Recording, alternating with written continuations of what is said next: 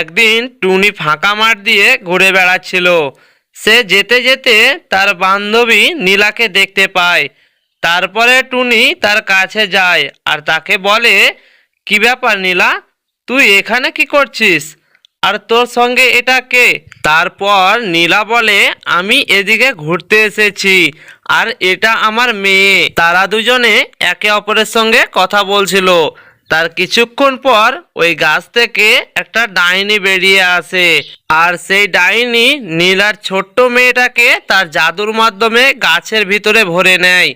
তারপরে ডাইনি টুনিকে বলে, টুনি, তুই যদি এই ছোট্ট বাচ্চাটিকে বাঁচাতে চাস তাহলে এই ভিডিওটি যতজন দেখছে সবাইকে লাইক আর সাবস্ক্রাইব করতে বল, না হলে আমি একে মেরে ফেলবো।